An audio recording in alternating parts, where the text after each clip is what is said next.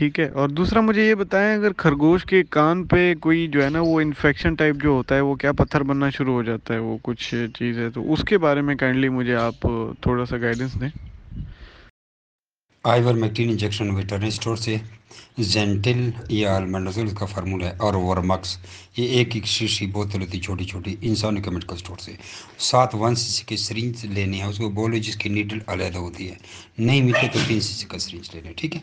अब आपने करना ये है कि अब आइवरमेक्टिन का एक इंजेक्शन इसको टोटल लगा लें खरगोश को, स्किन में, चमड़े में, 1 cc पूरा। उसके बाद ये जो है ये कान है, इसको पहले गर्म पानी से धोएं इसको। अगर धो नहीं सकते, धोना अच्छी बात है, नहीं भी धो सकते तो तेल आपने हर हालत में लगाना है।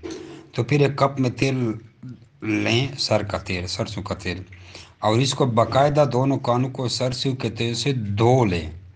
और अंदर भी कान में एक एक सरी तेल डालें, वो खुद बैर गिरा देता है। इसको धो लें, इतना धो लें जिस तरह हाथ धोते हैं सर के तेल से, ठीक है। फिर उसके बाद 2-3 दिन के बाद फिर भी धोना है, और तीसरे दिन सर के तेल से इसको धोना है। और आइवरमेक्टिन पहली दफ़ा 1 cc इंजेक्शन लगाएंगे।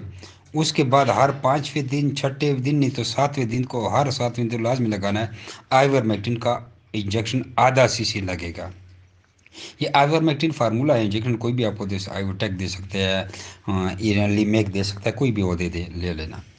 तो ये इसको 4-5 या 6 इंजेक्शन आपको लगाने पड़ेंगे लगातार, जब तक ठीक नहीं होता। लेकिन ये रिकवरेबल है, 100% ठीक हो जाएगा, इसमें कोई इशू नहीं है। अच्छा, अब अल्बेंडाजोल और वर्मक्स की बात करते हैं।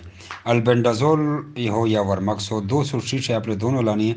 एक पहले आपने उठा लेनी है, 1 cc सुबह, 1 cc शाम। दूसरे दिन 1 cc सुबह, 1 cc शाम। ये आपने 2 दिन 4 खुराकें दे देनी है।